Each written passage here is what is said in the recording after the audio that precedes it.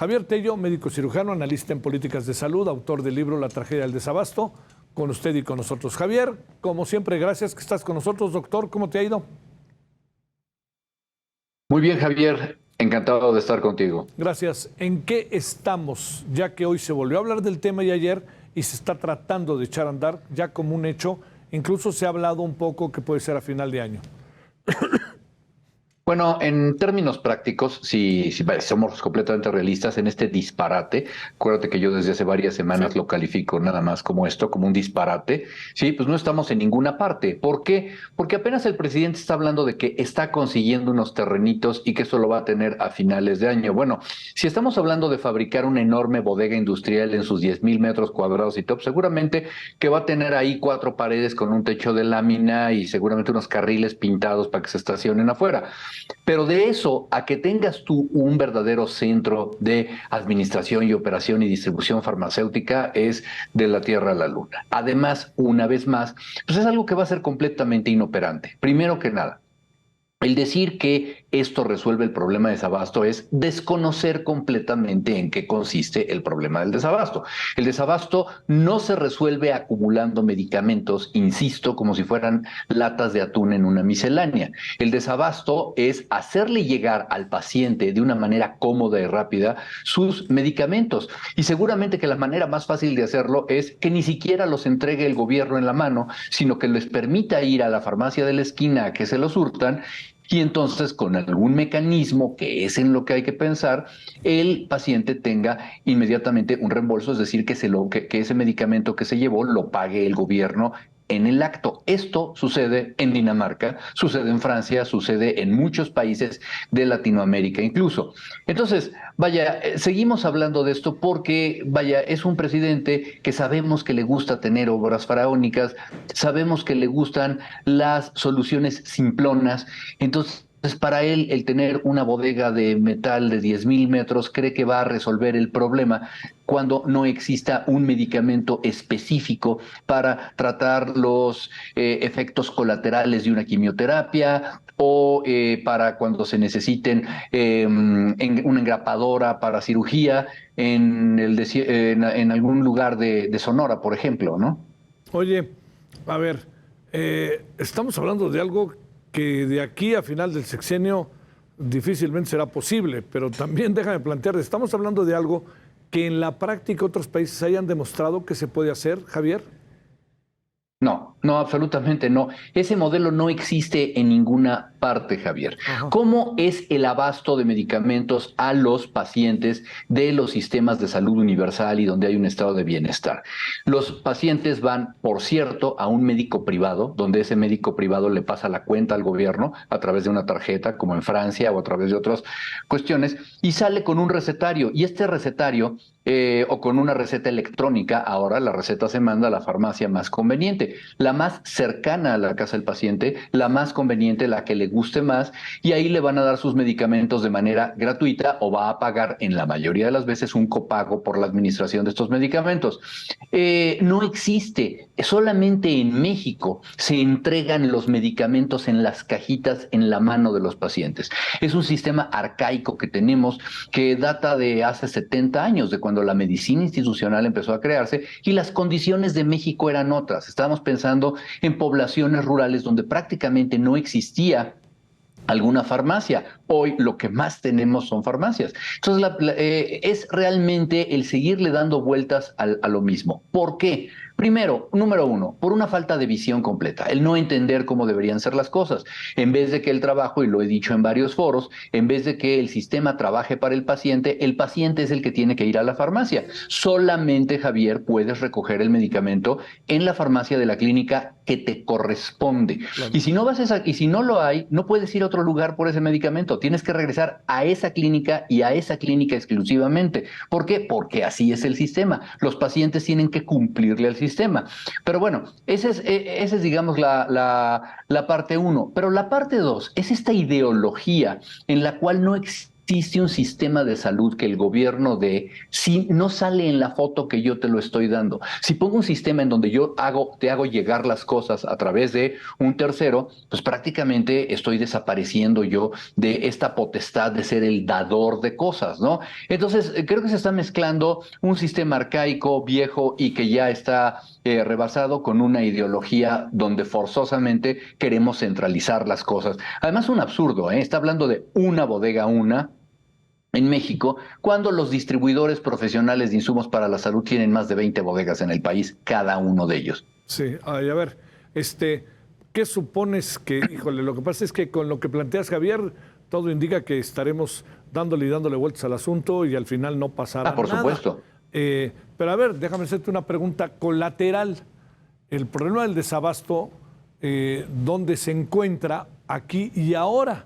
Porque ese es algo para verlo, porque a lo mejor el gobierno es buena parte del problema del abasto de medicinas. Pero por supuesto, mira, en una parte inicial, y es lo que puse en el libro de la tragedia del desabasto, Sí. la culpa fue exclusiva y únicamente del gobierno por haber desmantelado la cadena de adquisiciones y el sistema de compra consolidada que existía y que había estado funcionando. Ojo. Yo personalmente he sido muy crítico de ese sistema y considero que ya es arcaico y que no debería ser así, pero vamos a decir que funcionaba según los números del mismo Instituto Mexicano del Seguro Social. Pero por haber querido buscar estos famosos ahorros, donde Raquel Buenrostro quería sacar 50,000 millones de pesos de un cajón de la Secretaría de Salud y nunca los encontró, fue que se empezaron a prolongar las licitaciones, a quitar a los distribuidores y el sistema fue un desastre durante todos los años que curiosamente, además, después lamentablemente siguieron con la pandemia. Después de esto han tratado de parchar el sistema mediante dos situaciones realmente absurdas. La primera, que viene de una indicación que se dio allá por el 2021, un famoso memorándum Sálvese quien pueda, donde prácticamente le dijeron a cada una de las instituciones, al Seguro Social, al ISSSTE, a las Fuerzas Armadas, a Pemex, compren ustedes donde sea, pero compren algo. Lo que no queremos es escuchar quejas de que faltan medicamentos. Como tú comprenderás, esto hace que el proceso se vuelva poco transparente y completamente ineficiente. Los famosos ahorros que se buscaban no existen y los datos de nuestros amigos del Instituto Farmacéutico de México lo corroboran. Cómo estamos cada vez gastando más y cada vez estamos comprando menos. Dos, hoy en día, esta necesidad de seguir queriendo comprar cosas terriblemente baratas y si no están lo más barato posible, pues entonces no se compran y permanece un hiato en donde no tienes los medicamentos que estás buscando, ¿no? Dos, vemos que la gente está saliendo, y esto no lo digo yo, lo dijo la encuesta en Sanud, están desertando del sistema público para irse a las farmacias de la esquina a atenderse.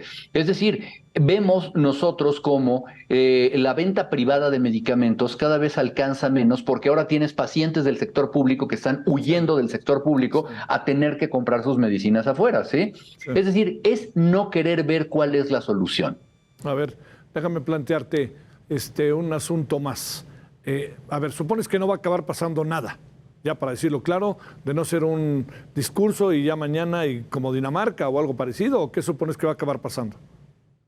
Mira, lo que seguramente va a acabar pasando es que van a construir un bodegón y le van a poner unas cajas de quién sabe qué y van a salir en unos videos y van a decir que así es como se está surtiendo. Pero a la hora que tú hicieras realmente una verdadera auditoría de cómo funciona, de cuáles son las temperaturas que se manejan ahí, de cómo se manejan los medicamentos que requieren condiciones especiales, sobre todo cosas muy importantes que hoy a nivel de las empresas más grandes de distribución de medicamentos en el mundo se toman en cuenta. Fechas de caducidad. Los medicamentos no los puedes comprar, como dice el presidente, todos los medicamentos, Javier. Los medicamentos se mandan a hacer dependiendo del pedido que ellos tienen y de los contratos que se tienen. No están disponibles y no te los van a mandar los laboratorios así, son mandados a hacer. Tienen, como ya te comenté, fechas de caducidad, hay que manejar periodos de rotaciones muy importantes, manejos de inventarios muy específicos. ¿Y qué crees? Hay un problema logístico que casi nunca se toma en cuenta, que se le denomina en el argot de la distribución picking and packing. Esto es, Un gran hospital me puede pedir una caja que contiene 20 cajas de medicamentos, Sí. pero una pequeña clínica me puede pedir 3 cajitas. Entonces, cada una de estos pedidos tiene que ser individualizado y requiere además de, tú sabes, una tecnología. Bueno, piensa por favor en los sistemas de distribución de Amazon, de Mercado Libre, de este tipo de cosas que prácticamente están robotizados, computarizados. Si de veras, insisto, quisieras hacer ese sistema, pero ese sistema de todos modos es absurdo. A ver, una pregunta de punto y seguido, ¿se puede? Ahí te va, Sí. mi querido Javier. ¿Qué piensas de la precandidatura de Hugo López-Gatell al gobierno de la Ciudad de México? Bueno, independientemente de que es un absurdo, no lo digo yo, lo dicen el 90% de nuestros colegas. Lo que pienso es que, bueno, número uno, creo que ya perdió completamente el piso, no sabe exactamente lo que está buscando. Y bueno, pues pareciera ser que lo que está buscando es realmente quedar. Tú y yo tenemos la edad suficiente para recordar ese dicho de no se puede vivir afuera del presupuesto y parece que es lo que está buscando, ¿no? Nada más. Yo creo que es algo que no va para ninguna parte. Realmente él piensa que por alguna cuestión que él es más, digamos, popular de lo que realmente es.